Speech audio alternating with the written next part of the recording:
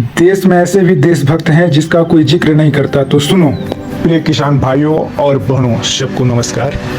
बरसात की पहली बूंद जब धरती पर गिरती है तो बहुत लोगों को सिर्फ मौसम बदलता हुआ दिखाई देता है, लेकिन एक किसान को उसमें अपने परिवार की उम्मीद, अपने बच्चों का भविष्य और पूरे साल की मेहनत दिखाई देती है। किसान वह इंसान है जो मिट्टी में अपने सपने बोता है और भगवान के भरोसे उन्हें सींचता है।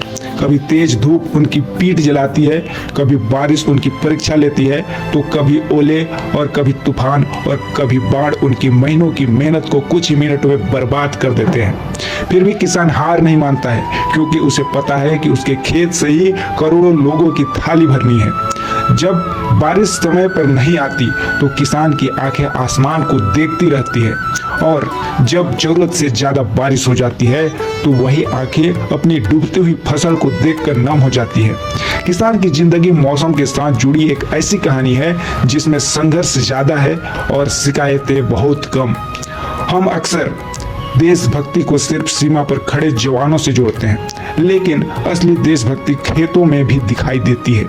एक जवान देश की रक्षा करता है और एक किसान देश का पेट भरता है। दोनों अपने कर्तव्य के लिए हर दिन संघर्ष करते हैं। हमारी थाली में रखा हर एक दाना किसी किसान के पसीने, त्याग और मेहनत की कहानी है।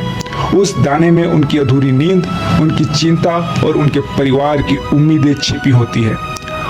आज जब खेती का नया मौसम शुरू हो चुका है, तो आइए उन सभी किसानों को सलाम करें जो हर परिस्थिति में देश का पेट भरने का काम करते हैं। ईश्वर करे इस वर्ष बारिश उसका साथ दे, खेत लहलहाए, फसलें मुस्कुराए और हर किसान के चेहरे पर खुशियां लौट आए। सीमा पर खड़ा जवान और खेत में खड़ा किसान, दोनों ही भारत की असली पहचान है। नमन है भारत के हर उस किसान को जो अपनी तकलीफ छिपाकर दूसरों के लिए खुशियां उगाता है। वही सच्चा अन्नदाता है, वही देश की ताकत है और वही असली देशभक्त है। जय हिंद, जय जवान, जय किसान।